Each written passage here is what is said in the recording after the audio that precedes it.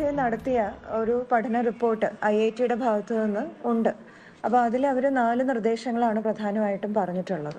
അതിൽ ആദ്യത്തെ നിർദ്ദേശം എന്ന് പറയുന്നത് ഫ്രിക്ഷൻ കൂട്ടാൻ വേണ്ടിയിട്ട് റോഡിൻ്റെ മില്ലിങ് ചെയ്യണം എന്നുള്ളതാണ്. അപ്പോൾ അത് നേരത്തെ ചെയ്തിട്ടുള്ളതാണ്. ചെയ്തതിനെ തുടർന്ന് അവിടെ അപകടങ്ങൾ കുറച്ച് കുറഞ്ഞിരുന്നു. പക്ഷെ എനിക്ക് തോന്നുന്നു സമയം പോയും തോറും ആ മില്ലിങ്ങിൻ്റെ എഫക്റ്റ് കുറഞ്ഞതുകൊണ്ട് അടിയന്തരമായിട്ട് തന്നെ വീണ്ടും മില്ലിങ് ചെയ്യണം എന്നൊരു തീരുമാനം നിർദ്ദേശമായിട്ട് തന്നെ വന്നിട്ടുണ്ട്. അത് ചെയ്യാനും തീരുമാനം എടുത്തിട്ടുണ്ട്. മറ്റ് കാര്യങ്ങൾ ബോർഡുകൾ വെക്കണം, സ്റ്റഡുകൾ വെക്കണം, അവിടെ ഡിവൈഡറുകൾ വെക്കണം മുതലായ നിർദ്ദേശങ്ങളൊക്കെ നേരത്തെ IIT പറഞ്ഞ നിർദ്ദേശങ്ങൾ അവിടെ ചെയ്തിട്ടുണ്ട്. അത് MVD ബോധ്യപ്പെട്ടതുമാണ്. അപ്പോൾ അത് പോരായ്മയാണ് ഇപ്പോൾ നമ്മൾ മനസ്സിലാക്കുന്നത്. നേരത്തെ എടുത്ത മെഷേഴ്സിൽ പോരായ്മകളുണ്ട് എന്നുള്ളതാണ് മനസ്സിലാക്കുന്നത്.